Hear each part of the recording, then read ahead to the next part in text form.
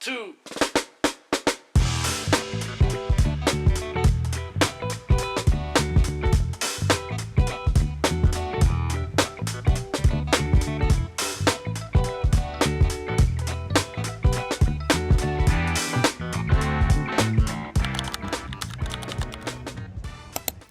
Everyone goes through phases. Phases where everything flows, and phases where even picking up a camera feels impossible to do. 6 months ago, I stopped filming. Not because I didn't have stories to tell, but because somewhere along the way, I kind of forgot why I even started filming my life. Here's everything that happened while I was away.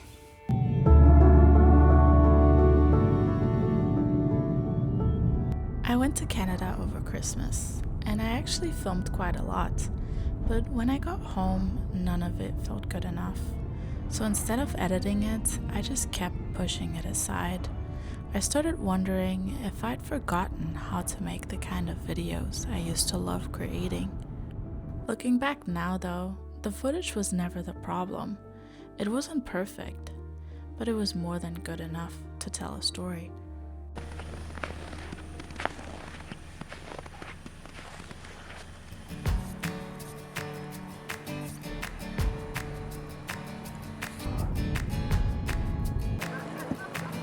Por acá, ya no vemos cómo nos vamos a ver.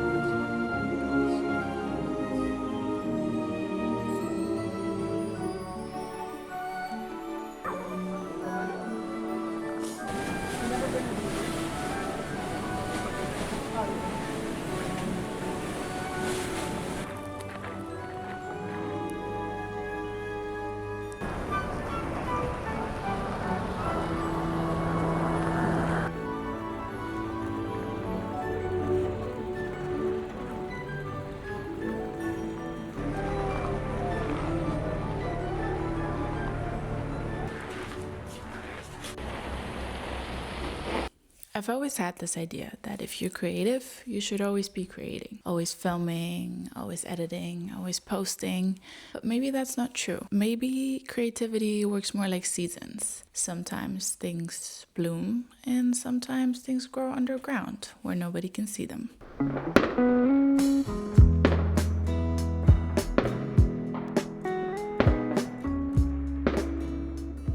Then came New Year's, then my birthday, then more snow.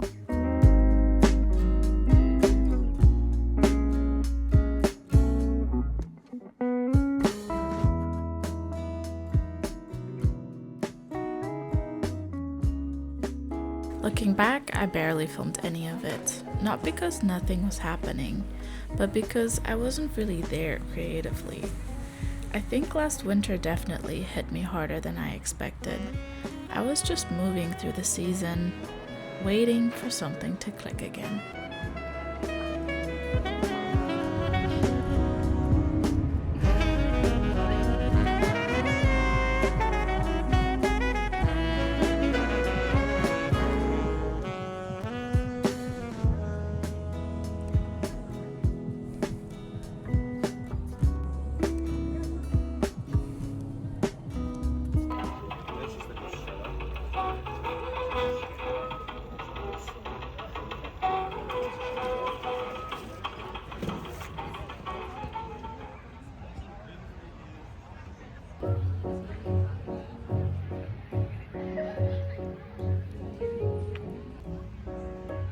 As spring slowly settled in, so did a new sense of motivation. Nothing dramatic, no sudden breakthroughs, just small moments where I found myself starting to get excited again, picking up a camera, collecting little clips, paying attention to the world around me. The spark wasn't fully back yet, but for the first time in a while, I could see it flickering.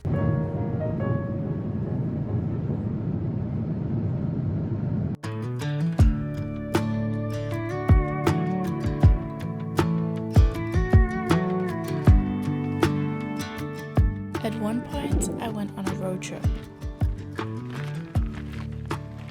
It was incredible. I spent days surrounded by mountains, forests, and places that made me feel very small in the best possible way.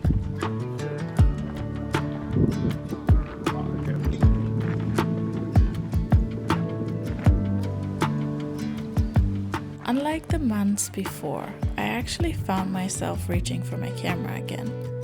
Not because I felt like I had to capture everything, but because I genuinely wanted to. At the same time, I gave myself permission to experience things without documenting them.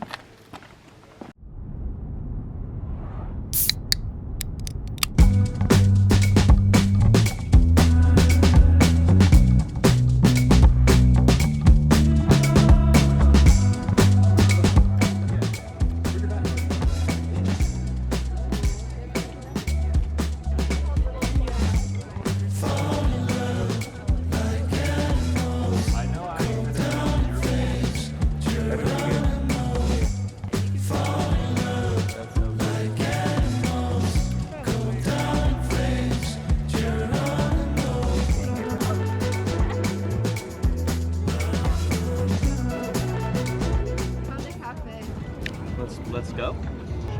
Okay, so. Blackbird Sunday,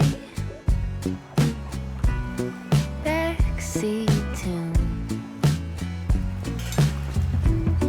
pair of bluebirds pick around on the roof.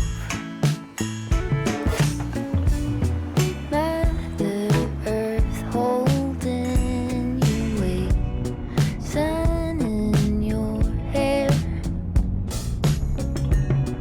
Wind is steady on your face, breathing in cold air.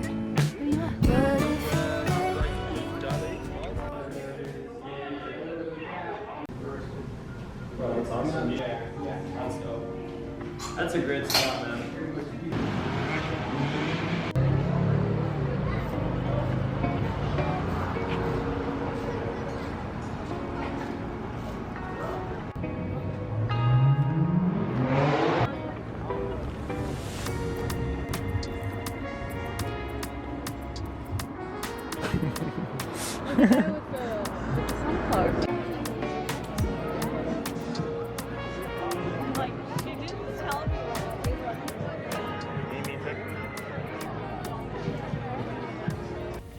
That's what it looks like. Cheers. Okay.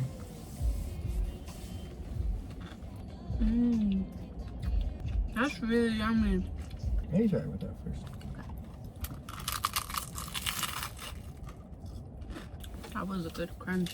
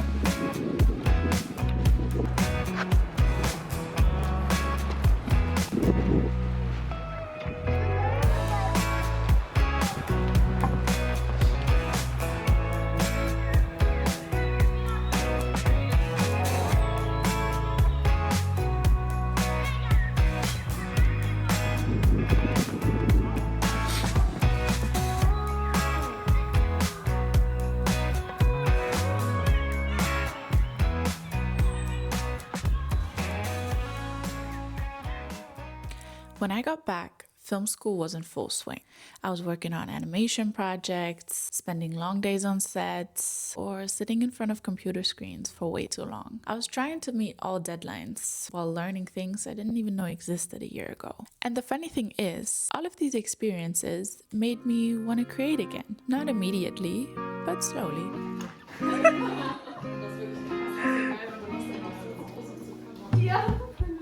The most exciting thing I've done recently was working on my first project outside of school. Suddenly, there was real responsibility, real equipment, real planning, real people trusting each other to make something happen. I learned so much about organization, communication, and problem solving. But most importantly, I remembered how much I enjoyed creating things with other people. That feeling of everyone working toward the same goal, there's something really special about that.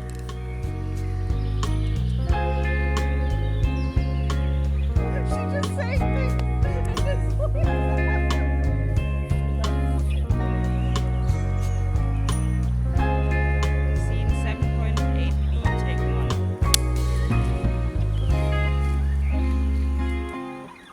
1. Action.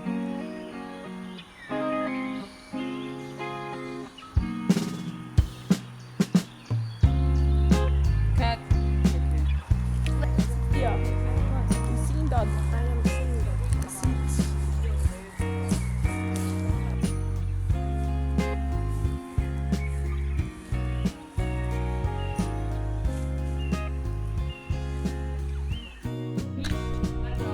Ja, dat is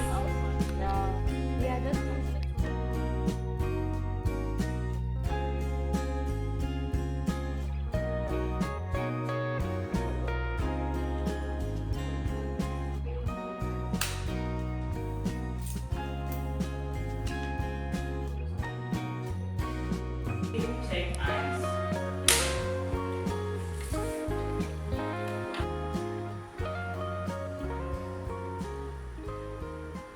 So, where does that leave YouTube? Honestly, I'm still trying to figure that out. When I started making these videos, they were just supposed to be a fun way to document my life and practice filmmaking outside of school. But now, things feel a little different. Film school is teaching me new skills every week, and because I want to work in the creative industry one day, these videos have become far more than just memories. They're a place to learn, to experiment, and to figure out what kind of filmmaker I want to be.